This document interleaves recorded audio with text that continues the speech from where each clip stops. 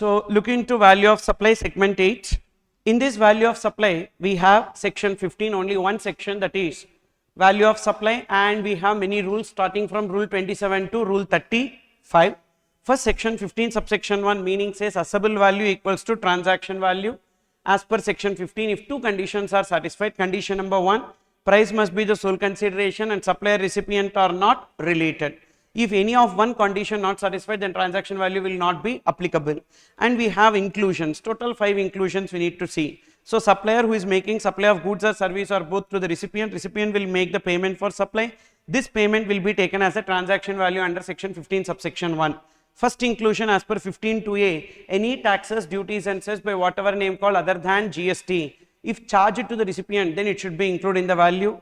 15(2)(b), recipient is incurring the expenditure on behalf of the supplier, then such expenditure to be included in the value. If the recipient is incurring the expenditure on his own account, such expenditure shall be excluded from value. Then next, supplier is incurring the expenditure and recovered from the recipient. If it is in the course of supply, then definitely it will be included in the value, that is 15(2)(c). Suppose if it is not in the course of supply, if it is as a pure agent, then it will not be included in the value. So here what is pure agent? So first we need to check the pure agent. Suppose if the expenditure is incurred as a pure agent of the recipient, then it will not be included, means it is a liability of the recipient which is incurred by the supplier on behalf of the recipient as a pure agent, then it will be excluded. Otherwise it will be in the course of supply and it will be included in the value. So such expenditure shall be excluded from value as per rule 33 if it is pure agent. Then 15(2)(d), interest, late fee or penalty for delay in receipt of consideration should be included in the value. 15(2)(e) talks about subsidies. Subsidies divided into two, directly linked to the price, not directly linked to the price. Not directly linked to the price means subsidy is irrespective of the outward supply. The treatment of this is, it is to be ignored and not considered in the value. It should be treated like donations, conditional donation or unconditional donation. Depending upon that, the treatment should be applied. If it is conditional donation, it will become supply. If it is unconditional donation, it will not become supply. Whereas if it is directly linked to the price, means the subsidy is based on our outward supply for every product sold or every service rendered, so we will be receiving the subsidy. If it is from central government or state government, it will not be included in the value. Suppose if it is from others, then it will be included in the value. So there are two views which are possible based on this. Number 1, if the given price is assumed as after considering subsidy, which means the given price is original price minus subsidy given in the question is the given price. So therefore, if it is subsidy from CG or SG, it is to be excluded. Anyhow it is excluded, so ignore. If it is from others, it is to be included, but in the given price it is excluded, so we need to add. This is when, if you take the assumption that the given price is after considering subsidy. If you take the assumption that the given price is without considering subsidy, which means that we have not reduced any subsidy from the given price. So if it is from CGSG to be excluded in the given price, we have not excluded, so we need to deduct now. And if it is from others to be included in the given price, already it is included, so it is to be ignored. But in these two assumptions, which assumption to be taken? If the question is silent, we need to follow view 1, that is the price after considering the subsidy. That's what in many questions they have taken, so we need to do that. If the question is silent, consider the given price as after reducing the subsidy amount given in the question, that is original price minus subsidy is the given price. In this regard, we have two circulars. Number 1, whether the incentive given by the Ministry of Information Technology and Electronics will be treated as subsidy. Yes, whatever incentive that is given by Ministry of Information Technology and Electronics to promote BIM UPI transactions, so will be treated as subsidy from central government, and that will not be treated as consideration. So usually such incentive is provided if the amount in a transaction is up to 2000 rupees. So this is for the transactions up to 2000. It is considered in the nature of subsidy by central government and not included in the value. Consequently, GST is not payable. Whereas this particular incentive is again shared by these acquiring banks with other payment intermediaries like Pine Labs, Paytm, lot of people will be involved. If all of them are approved by NPCI, suppose if it is approved by NPCI as coming under the intermediaries in this digital payment ecosystem, then the money received by them also will be treated as subsidies. That is the latest amendment. Sharing of incentive by acquiring bank with various stakeholders in digital payment ecosystem, example Paytm, Pine Labs, merchant onboarding agencies, as approved by NPCI is also considered a subsidy and it will not be included in the value. Next, so here what are the conditions for pure agent? So first of all, when it will be pure agent, so if it is a liability of the recipient which is incurred by the supplier, if supplier incurs expenditure on behalf of the recipient, then it should not be included in the value if such expenditure is incurred as a pure agent. So 4 conditions for pure agent. Number 1, first the recipient should ask the supplier to incur the expenditure, and there should be clear cut contractual agreement wherein supplier enters into agreement with the recipient that they will be incurring the expenditure on behalf of the recipient, and supplier should recover only the actual amount, and supplier should not hold the title to the goods or services so procured for this, and he should recover only the actual amount and he should not use it for his own purpose. So means that goods or services so procured should not be used for his personal purpose. If these 4 conditions are satisfied, then it is expenditure incurred as a pure agent and it will not be included in the value. Then expenses which are incurred by supplier and charged to recipient is divided into 2. That is, if it is incidental expenses, always it should be included. If it is other expenses also, it will be included, provided it is before or at the time of delivery of goods or supply of services. If it is after delivery of goods or supply of services, then it will not be included in the value. Then whether PSF or UDF collected by airlines on behalf of airports is included in the value. Basically, airport will be collecting it from the passenger, but instead airline is collecting it and remitting to the airport, which means that it is not the liability of airline, it is the liability of the passenger which is incurred by the airlines, and they are recovering it from the passenger. So it will be pure agent, that will not be included in their value.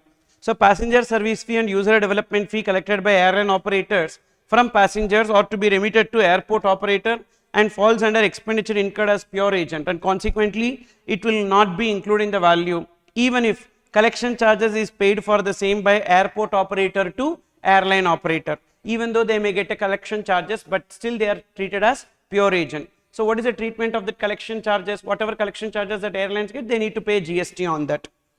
Next, exclusions from the value of supply. In this we have to exclude discount. So discount is divided into 3. Discount given before at the time of supply. Trade discount, it is always allowed as deduction provided it is duly recorded in the invoice.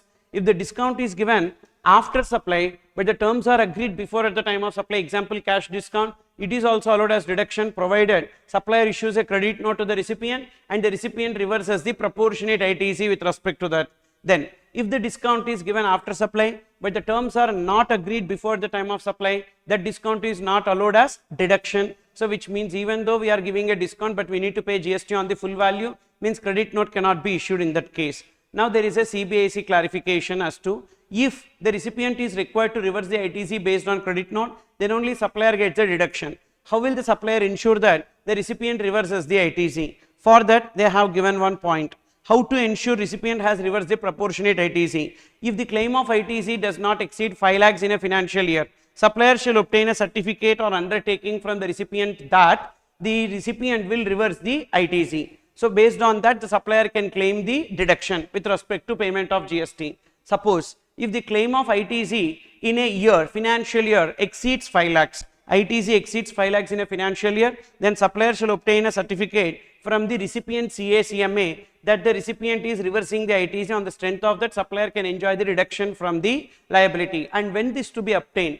that is the declaration or certificate, it is for the financial year, after completion of the financial year, means now we can start deducting the liability. That whenever we give the credit note, to that extent our liability will come down, but we need to ensure that we are either getting this certificate or we are getting this declaration after that financial year. So therefore that person should give the supporting documents also as to what he has reversed. What if he has not given that? Whatever deduction that we have claimed, actually we have to pay that amount. Certificate or undertaking includes details of invoices along with supporting details like GSTR 3B or DRC 3, and certificate from a CACMA should definitely contain UDIN, that is unique document identification number. ITC reversed in a financial year is sum of CGST, SGST, IGST and compensation cess. So total ITC, and the certificate or undertaking not required to be uploaded in the portal but made available to the officer in any proceeding. So whenever the officer is asking, we need to make that available. We don't have to upload anywhere in the portal, which means that it is like a post-mortem exercise. So not at the time when we claim the reduction we need to get it, at a later point of time we need to get it just for the evidence purpose. Then whether GST is applicable on additional or penal interest on the overdue loan. So whenever there is a overdue loan, which means that the EMI is missed, when the EMI is missed, we need to pay the penal interest. What is the treatment of this penal interest? First we need to understand, in the loan whether the interest is taxable or exempted. So interest is broadly divided into two: interest on loans, advances, deposits, interest on account of delay in receipt of consideration. Interest on loans, advances, deposits will be exempted always, whereas interest on account of delay in receipt of consideration will be included in the value and chargeable to GST accordingly. If the original value is taxable, that interest also taxable. If the original value exempted, this interest also exempted. Basically, the loans are divided into two: hire purchase transaction and hire purchase financing. In hire purchase transaction, there will be only two parties, that is a hire vendor and the hire purchaser, and the hire purchaser will pay the installments. In every installment, there will be interest. This is on account of delay in receipt of consideration, and that interest will be included in the value and chargeable to tax. As this interest is taxable, so for non-payment of installment, a penal interest collected, that penal interest also taxable. Remember, if the main interest is taxable, the penal interest is also taxable. Suppose if it is hire purchase financing is purely like a financing transaction wherein we will be giving a loan facility. So hire vendor, there will be a financier and a hire purchaser. Hire financier will give the loan and it will be recovered in EMIs. So then in that case, whatever EMI, in every EMI there will be interest component, that interest component is exempted. So as interest involved in EMI is exempted, penal interest for delay in repaying that EMI is also exempted. That is this. Then treatment of inclusions or exclusions in the given price to arrive at the value. First we need to check as per provision whether an amount is to be included. In the given price it is already included, then ignore. Example, packing charges. Packing charges to be included because it is incidental. In the given price it is already included, so we don't have to do anything. Next, number 2, that is, suppose if discount is to be excluded, but the given price already excluding discount, already they have deducted the discount, so we don't have to do anything with respect to that. Then number 3, an amount is to be included. Example, subsidy from others to be included, but in the given price it is not included, so we need to add. An amount is to be excluded, say expenditure incurred as a pure agent to be excluded, and in the given price it is not excluded, so we need to deduct. These are the 4 treatments to be applied. Then whether no claim bonus given by insurance company to insured can be claimed as deduction while computing the value of supply. Basically this no claim bonus is given before or at the time of supply only. So this is a pre-supply discount. No claim bonus is given by the insurance company to the insured from payment of renewal premium. So whenever you are required to pay renewal premium, you don't have to pay full renewal premium. So from that there is a discount that is given. But this is before at the time of supply and duly it is recorded in the invoice. Due to that reason, this no claim bonus is allowed as deduction under 15 subsection 3. It is treated as discount. Then we have summary on CGST rules related to valuation. So rule 27 to rule 31. Rule 27 is applicable if price is not sole consideration, which means so consideration is partly in money and partly in other form, or consideration is fully in non-monetary form. Then what should be taken? First we need to take open market value. If open market value is not available, money received plus money value of non-monetary consideration. If that is also not available, then we need to take like, kind and quality. If that is also not available, then cost plus 10% will be taken. So this is rule 27 and this is applicable for both goods and services. The difference between open market value and like, kind and quality is that open market value will be ascertainable on the same day. On the same day between two persons, either supplier or any other person and the recipient, two unrelated parties, the price prevailing on that day, the transaction value prevailing on that day will be taken as the open market value. But like, kind and quality means similar circumstances. Similar circumstances, so but not necessarily the same goods. It can be minor changes could be permissible, not necessarily the same day, any nearest date also can be taken. So OMV comparable time will be same date, but LKQ any nearest date. Comparable value in case of open market value should be transaction value only. But in case of like, kind and quality, it can be transaction value or value as per rules. Comparable supplier in case of open market value, same supplier or any other supplier. But in case of like, kind and quality, same supplier or any other supplier. This is as per ICA assumption. Then comparable goods. In case of open market value, same goods. Whereas in case of LKQ, same goods or minor discrepancies are acceptable. Then next, in case of transaction between related parties, including transaction between distinct persons, we need to determine the value as per rule 28. As per rule 28, we need to see first if recipient is eligible for full ITC, then open market value is deemed to be the transaction value. So recipient is eligible for full ITC means the outward supply of the recipient should not be exempted. So outward supply of the recipient should be fully taxable. Then on this supply, whatever we are making, that supply he can take full ITC. Not that all supplies he will take full ITC. Whatever supply that we are making to him, he will be able to take full ITC with respect to that, which means it should not be used in exempted supply. It should not be used partly in exempted, partly in taxable. It should be used fully for taxable. Then he is eligible for full ITC. Then in that case, whatever value that we declare in the invoice, that will be taken as the open market value. If the recipient is not eligible for full ITC, then in that case we need to ascertain the open market value.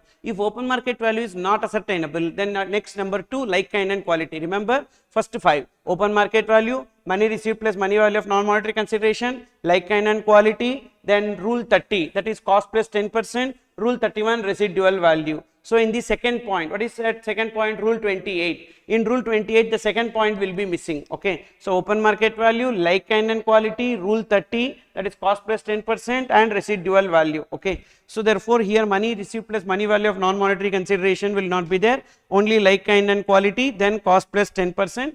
Wherever cost plus 10% not ascertainable, we will go for residual value.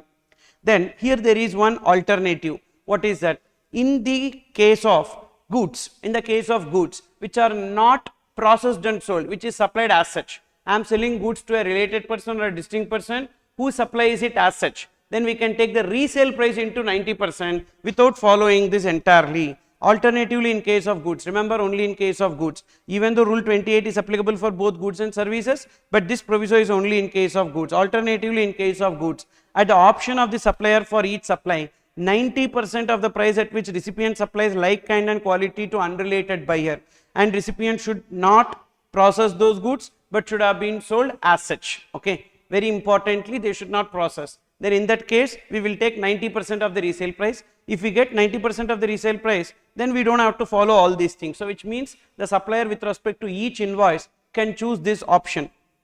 Next we have rule 29, that is principal agent transactions. In case of principal agent transaction, third point is missing, that is like, kind and quality will not be there, that is open market value. Then rule 30, that is cost plus 10%, if not rule 31, residual value. But this open market value needs to be compared with 90% of the resale price. So at the option of the supplier with respect to each supply, open market value or 90% of the price at which recipient supplies like, kind and quality to unrelated buyer, that should be taken, and cost plus 10% if not. And say this, first point, if the above is not possible, then the value will be determined as per rule 31 by applying the principles of valuation. For rule 30, what is rule 30? Cost plus 10%. What is the meaning of cost? Either cost of production in case of manufacturer, and cost of acquisition in case of trader, or cost of providing service in case of service provider. As open market value equals to transaction value, invoice can be generated for any value, even 1 rupee can also be considered as value in this case. Then in case of services, we can skip rule 30 because rule 30 cost of providing service is difficult. So we can skip rule 30 and we can go to rule 31, as determining cost of providing service is difficult.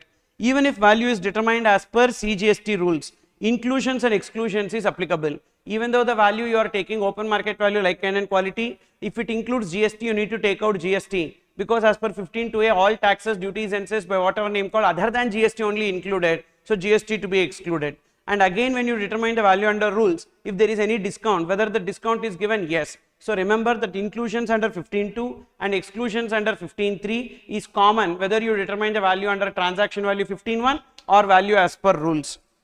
Then alternative value of 90% on resale price under rule 28 is applicable only in case of goods. Then in case of transactions between distinct persons and principal agent, even though transaction value under section 15 is applicable, because as per section 15, supplier and recipient should not be related, price must be the sole consideration. But if they are distinct persons, we can take transaction value. If they are principal agent, we can take transaction value. But we have section 15 subsection 5, which says that if you determine the value as per rule, the value as per rule only should be taken. You should not go for section 15(1) because notwithstanding anything. So due to that reason, so value shall be determined only as per rule 28 and rule 29 only, and you should not take transaction value even though transaction value is applicable in case of transaction between distinct persons and principal and agent.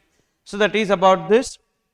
Then how to determine the value of supply in case of import of services from related person where recipient is eligible for full ITC. Generally, in case of import of service from related person, we need to determine the value as per rule 28. And as per rule 28, if recipient is eligible for full ITC, the value declared, transaction value deemed to be open market value. And suppose if the transaction is covered under RCM, who will be giving invoice? Actually, it is RCM only, because import of service from a related person, GST payable by recipient under RCM. The recipient has to give the invoice to the supplier. So, invoice raised by recipient under 31(3)(f). If the invoice is not issued, the value of such services is deemed to be nil. So, because this mandatory invoice, if it is not given, we can take the value of invoice, that is the value of supply in this case, as nil. That is clarified by this CBIC circular. Okay. Reason, they have given the time limit for giving invoice only recently, which is 30 days from the date of receipt of goods or services. But in this case, up to that period, so we don't have the provision. So, if invoice is not at all issued by recipient to supplier, the value can be taken as nil. This is only in case of import of services from a related person, they gave this relaxation. Then, value of supply in case of corporate guarantee to a related person located in India. So, what should be taken as a value? Related person, 1% of the guaranteed amount per annum, 1% of the guaranteed amount per annum, or the actual consideration, whichever is higher should be taken. But remember, the recipient should be located in India. If the recipient is eligible for full ITC, then the value declared in invoice is deemed to be the value. And 1% is computed on the loan sanction, but not on the loan disbursed, on the sanctioned amount. Then recipient can avail ITC with respect to GST paid by supplier, irrespective of the loan disbursed. Even though the loan sanctioned is 50 lakhs, but the loan disbursed is only 30 lakhs, they can take full ITC, yes. Then, if the loan is for fixed term, for example, if the loan is for 3 years, then that 1% should be calculated for 3 years. 1% computed for each year and GST payable at the time of issuance of guarantee itself. Suppose, if the loan is like annual renewal, every year we need to compute and we need to pay GST at the time of renewal. So, however, in case of annual renewal, GST payable each year based on the value determined each year. If the loan is for part of a year, say for example, 9 months, then what we need to do, that 1% is for 1 year, we need to apportion it over 9 months. So, 1% into 9 by 12 is considered as the value. So, these are the special points related to that corporate guarantee to a related person. Then next, whether GST is applicable on corporate guarantee in case of takeover of loans, since it is merely an assignment of an already issued corporate guarantee. Yes. So, basically no new corporate guarantee is given, just the takeover of loan is only there. So, therefore, there won't be any GST. However, because of this takeover, a new corporate guarantee is given, then GST will be applicable. Takeover of loan by one bank from another without issuance of fresh corporate guarantee or renewal of corporate guarantee would not amount to provision of corporate guarantee service. Therefore, GST not payable. So, when it will come, suppose if they are giving a new corporate guarantee only, then whether corporate guarantee is provided by more than one entity, what is the amount on which GST is payable by each co-guarantor? Now, we need to check. So, whether the ratio is available or the ratio is not available. If the ratio is not available, we need to take equal ratio. Suppose if the ratio is available, based on that we need to apportion. If the total consideration paid to the guarantor exceed 1% of such guarantee offered, which means the actual amount is more than 1%, then that actual amount is only higher. That needs to be apportioned between them. Value of supply to be actual consideration received by each co-guarantor. Other cases, proportionately on 1% of the guarantee offered by each co-guarantor, in the absence of ratio, equal proportion to be taken. Whether intra-group corporate guarantee liable to RCM. So, it is like if both are in India, it is FCM, supplier and recipient located in India. Supplier located outside India and recipient located in India, then it will be RCM.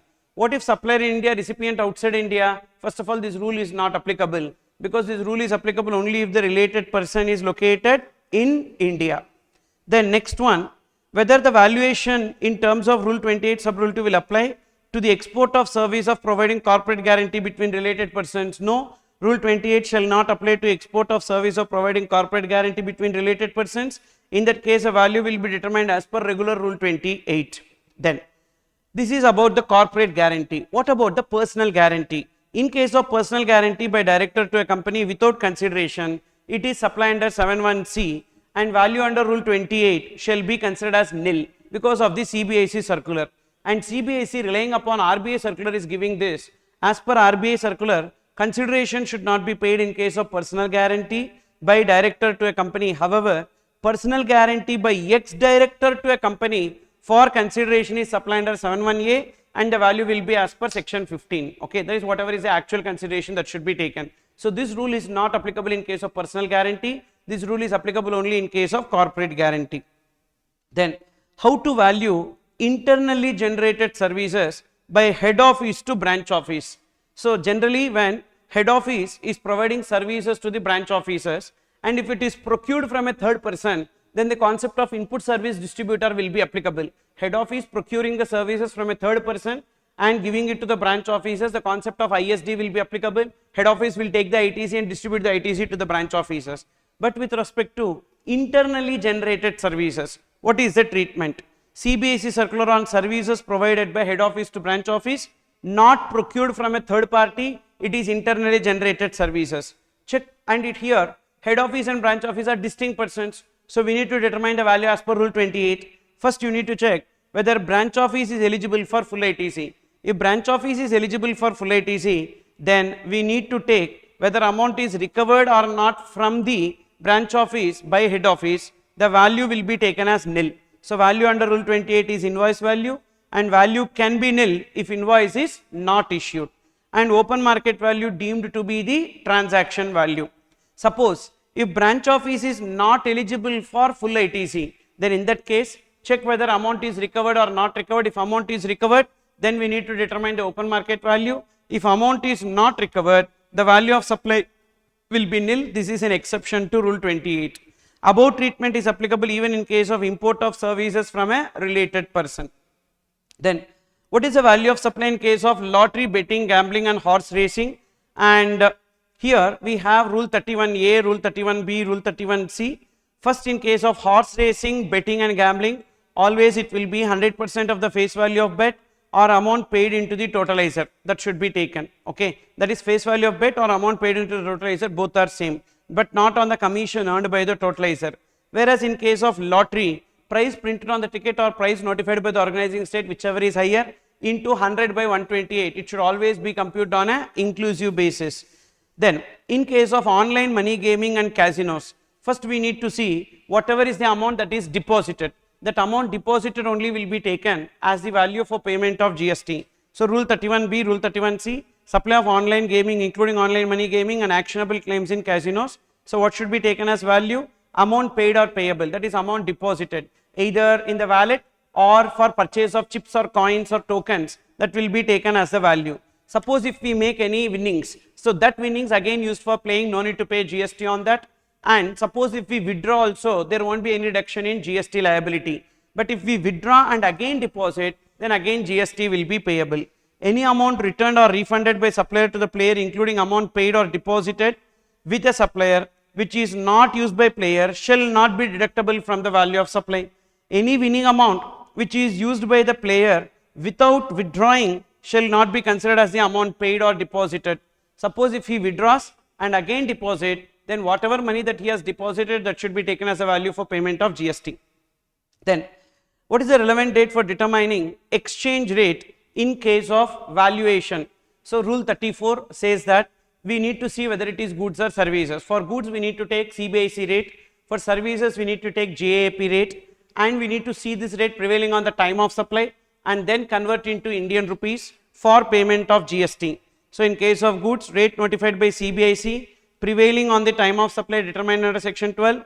In case of services, rate determined as per GAAP prevailing on the time of supply determined under section 13. And GAAP rate is nothing but average of the buying rate and selling rate. And suppose if you determine the exchange rate like this and you pay the GST, if there is any exchange gain or loss, that shall be ignored for the purpose of GST. We are not required to pay anything on that. Then next we have rule 32. Rule 32, we have some special circumstances. In case of that special circumstances, what should be taken as a value? First one, in case of foreign exchange transactions, including money changing. So we need to see Rule 32.2a and 32.2b, two options are there. First of all, rule 32 itself is an optional value. So either a transaction value or value under this rule at the option of the supplier for each supply can be decided. Suppose if you go for rule 32, in that 32 sub rule 2 for foreign exchange transactions including money changing, there are two options, 32.2a and 32.2b. 32.2a says whether one of the currency exchange involves Indian rupee and RBI reference rate is available for that currency. If yes, take either buying rate or selling rate and the RBI reference rate, that difference into units of currency will be taken as a value. Whereas if RBI reference rate is not available for that currency, then we need to take the gross amount exchanged in Indian rupees into 1%. If both the currencies are foreign currencies, then convert both the currencies into Indian rupees using RBI reference rate, multiply with 1%, whichever is lower will be taken. What if RBI reference rate is not available? Then you cannot determine value under 32.2a. Then we need to go for only transaction value, which is nothing but the currency conversion fee or currency markup fee. So see this transaction value is currency conversion fee or currency markup fee that will be taken. Then rule 32.2b. Rule 32.2b follows a slab rate model. So in this what we need to see, first slab rate is up to 1 lakh. For up to 1 lakh, we need to take 1% of the gross amount or 250 rupees, whichever is higher, means minimum 250. Second slab is after 1 lakh and up to 10 lakhs. Minimum there will be 1000 plus on amount exceeding 1 lakh it will be 0.5%. Suppose if it goes into the third slab is beyond 10 lakhs. So there will be a fixed 5500 plus on every rupee after exceeding 10 lakhs it is 0.1%. 0.1% of the gross amount exceeding 10 lakhs, but the maximum will be 60,000 rupees. And again, in case of cross currency transaction, rule 32.2b not possible. So we need to determine the value as per transaction value only. And this option needs to be selected in the beginning of the financial year, and that will be applicable throughout the financial year. Then 32 sub rule 3, air travel agent. In case of air travel agent services, the value will be 5% of the base fare in case of domestic bookings and 10% of the base fare in case of international bookings. Base fare is the fare on which commission is usually payable, that should be taken. Then life insurance business, 32 sub rule 4. So for air travel agent service, what will be taken as transaction value? Commission earned. Same way for life insurance business, what will be taken as transaction value? Premium collected. But this rule 32 is an alternative value. So for life insurance business, as per rule 32 sub rule 4, first we need to see, is it a risk cover policy? Risk cover policy, entire premium will be taken as a value. If it is a single premium annuity policy, 10% of the single premium. And if it is reinvestment policy, where amount allocated for investment is intimated to the policyholders, money received minus amount allocated for investment, that difference should be taken. And if amount allocated for investment not communicated to policyholders, then it is treated as other policies. For other policies, what should be taken as a value? 25% of the premium in first year and 12.5% of premium in subsequent years, that should be taken. Then rule 32 sub rule 5, buying and selling of second hand goods. In case of purchase and sale of second hand goods, margin scheme will be applicable, that is sale price minus purchase price will be taken as the value and no value if the margin is negative. And ITC should not be availed on the purchase, that's an important condition. And this margin scheme is applicable even to a repossessing person, that is a financier who repossesses the asset. So then what should be taken as the purchase price? Sale price is the price at which such repossessed asset is sold, but purchase price will be, so purchase price to the defaulting borrower minus 5% for every quarter or part thereof from the date of purchase till the date of disposal of that repossessed asset should be taken for arriving at purchase price, and that and sale price, that difference will be taken as a value. Rule 32 sub rule 6, in case of coupon or voucher, what should be taken as value in case of coupon or voucher? Money value of supplies redeemable against such voucher or coupon will be taken. And rule 32 sub rule 7, notified service between distinct persons without consideration. If it is given in the question that they are notified services, then only the value will be taken as nil. Okay, that too if ITC is available on purchases, that is if ITC is available on purchase, recipient eligible for full ITC, open market value deemed to be nil. Okay, that is open market value deemed to be transaction value, and the transaction value can be taken as even nil, but only with respect to notified services. Then here what should be taken as a transaction value in case of buying and selling of second hand goods? The actual sales value should be taken. For vouchers, actual amount paid or payable for goods or service supplied against that voucher will be taken. Then we have few circulars, that is TCS. TCS deducted under Income Tax Act should be included or should not be included? Should not be included, because basically TCS is an interim levy, not having the character of tax, therefore it is not required to be included in the value. Then in case of business facilitator or business correspondent of a banking company, they will be providing the service on behalf of the bank. They receive the service charges, but these service charges will not be included in their value. That service charges will be included in the value of banking company. They get a commission. That commission is only included in their value. Then in case of business correspondent, GST payable under FCM on commission. In case of business facilitator, GST payable under RCM by the banking company on the commission. So these are the points that we have. Apart from this, there is one circular related to molds and dies. So that molds and dies, it is like whenever molds and dies is supplied by OEM, original equipment manufacturer, to the component manufacturer, it is not a supply. And whether this molds and dies to be included in the value of the goods manufactured by component manufacturer, for that we need to check the contract. As per contract, if OEM is only required to supply the molds and dies, then in that case the component manufacturer is not required to include the value of molds and dies in the value of components manufactured by them.